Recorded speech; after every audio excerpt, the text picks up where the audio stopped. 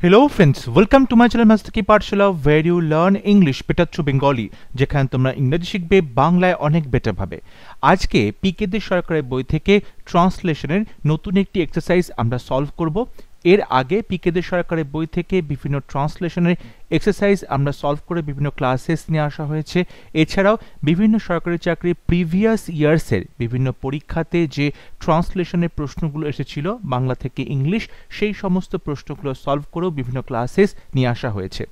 সামনেই তোমাদের PSC clerkship এবং মিসলেনিয়াস পরীক্ষার মেন্স হতে চলেছে, সুতরাং এখন থেকেই তোমরা যদি ট্রান্সলেশনটা বাড়িতে প্রত্যেক দিন কিছু কিছু করে প্র্যাকটিস করতে শুরু করো তাহলে অবশ্যই পরীক্ষাতে তোমাদের অনেকটাই হেল্প হবে।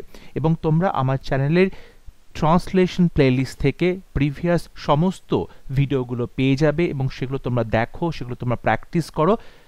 তাহলে শুরু করছি আজকের লেসন। আজকে প্রথমেই আমরা যে প্যারাগ্রাফটি দেওয়া হয়েছে সেই প্যারাগ্রাফটি বাংলাটা আরও সহজভাবে বোঝার চেষ্টা করব, তারপর প্রতিটি সেন্টেন্স ধরে ধরে বাংলা থেকে ইংলিশে ট্রান্সলেট করব। বলা হচ্ছে, রামকৃষ্ণ পরমহংসদেবের মাতা চন্দ্রমণি দেবী সরলতা ও কারুণ্যের দৃষ্টান্ত স্বরূপ ছিলেন। অর্থাৎ রামকৃষ্ণ পরমহংসদেবের মাতা চন্দ্রমণি দেবী তিনি তার সরলতা এবং কারুণ্যের জন্য একটা দৃষ্টান্ত স্থাপন করেছিলেন, দৃষ্টান্ত স্বরূপ ছিলেন। কথিত আছে, অর্থাৎ লোকমুখে এটা শোনা যায়, সবাই এটা বলে থাকে, তার পুত্রের ভক্ত শিষ্য মথুরানাথ তাঁহার কাছে আসিয়া কয়েক সহস্র মুদ্রা দান করিতে চাহেন।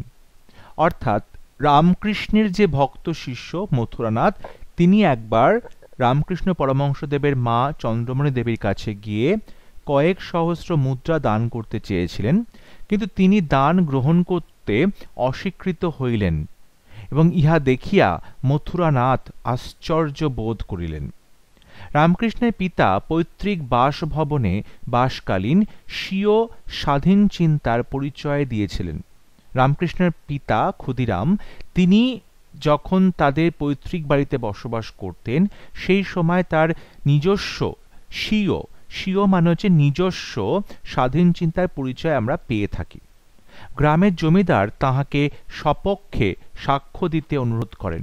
গ্রামের জমিদার কোনো একটি কাজে তা রামকৃষ্ণ যিনি পিতা তাকে বলেছিলেন তার সপক্ষে যুক্তি দিতে, সাক্ষ্য দিতে কোর্টে, কিন্তু ক্ষুদিরাম অস্বীকৃত হইলেন। ক্ষুদিরাম সেটা করতে চাইলেন না এবং গ্রাম ত্যাগ করিয়া এক ক্রোশ পশ্চিমে কামারপুকুর গ্রামে বসবাস করিতে গেলেন এবং তিনি তখন সেই গ্রাম ত্যাগ করে প্রায় এক ক্রোশ পশ্চিমে কামারপুকুর নামক গ্রামে বসবাস করতে শুরু করলেন।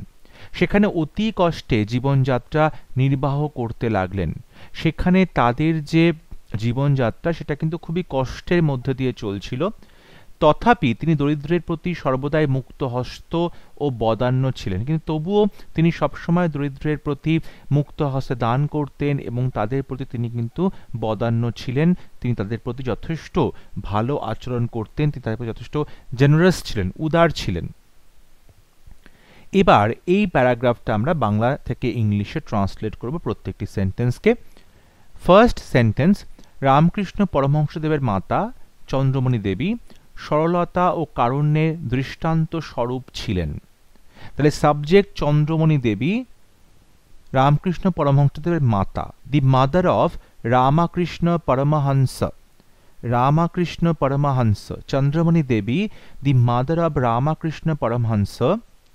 এবার আমরা তাকে সাবজেক্টটা বললাম চন্দ্রমণি দেবী, এবার ভার্ব কোনটা হবে? ছিলেন। তাহলে এখানে ওয়াজ বলবো। ওয়াজ কি ছিলেন? সরলতা ও কারুণ্যের দৃষ্টান্ত স্বরূপ, অর্থাৎ প্রতিমূর্তি। ওয়াজ দি এপিটমি। এপিটমি, আমরা এখানে এপিটমি শব্দটা ইউজ করতে পারি। এপিটমি অফ সিম্পলিসিটি, অফ সিম্পলিসিটি, সরলতা, এবং কারুণ্য মানে হচ্ছে সিম্প্যাথি, অন্যের প্রতি সমবেদনা, সিম্প্যাথি। এখানে এপিটমির বদলে আমরা বসাতে পারি এমবডিমেন্ট, এই শব্দটাও এখানে ইউজ করা যেতে পারে, এমবডিমেন্ট। তাহলে Chandramani Devi, the mother of Ramakrishna Paramahamsa, was the epitome of simplicity and sympathy. কথিত আছে, তার পুত্রের ভক্ত শিষ্য মথুরানাথ তাহার কাছে আসিয়া কয়েক সহস্র মুদ্রা দান করিতে চাহেন। কথিত আছে, ইট ইজ সেড, এটা বলা হয়ে থাকে, ইট ইজ সেড যে দ্যাট, এবার বলছে মথুরানাথ অর্থাৎ মথুরানাথ কে ছিল? রামকৃষ্ণের ভক্ত শিষ্য।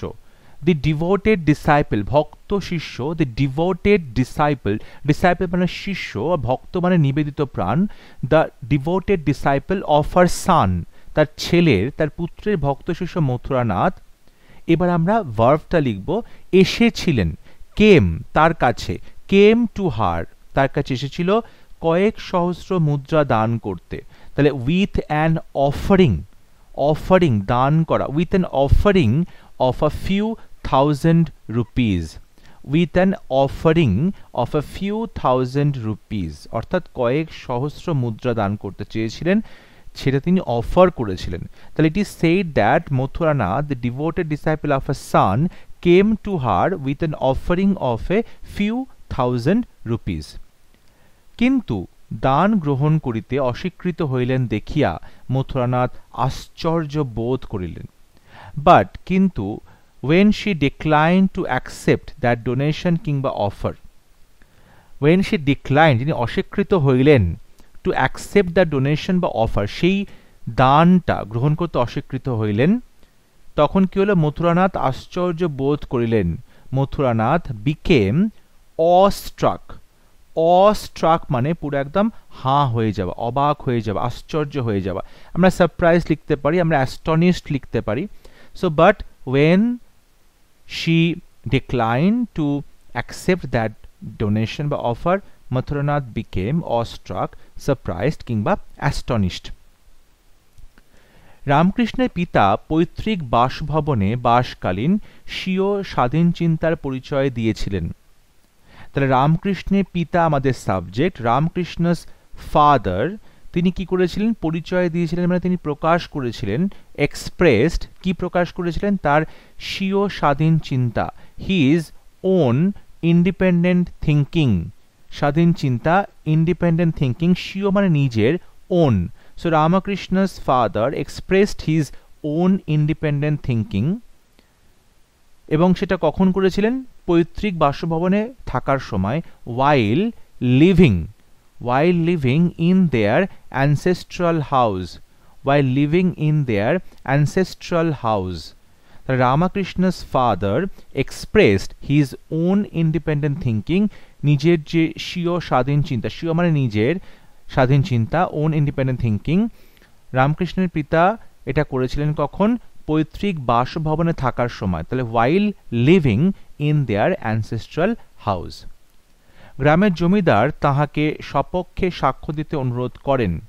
দ্য ভিলেজ জমিনদার, গ্রামের জমিদার, দ্য ভিলেজ জমিনদার, তাহলে দ্য ভিলেজ জমিনদার তিনি করে অনুরোধ করেন, রিকোয়েস্টেড হিম, তাকে অনুরোধ করেছিলেন সপক্ষে সাক্ষী দিতে, টু বি হিজ উইটনেস, তার সাক্ষ্য হতে, তিনি রিকোয়েস্ট করেছেন তাকে সাক্ষ্য দিতে, তার হয়ে, তার মানে তার হয়ে সাক্ষী হতে, to be his witness, to be his witness, তার সপক্ষে, তাকে ফেভার করে, in his favour, in his favour.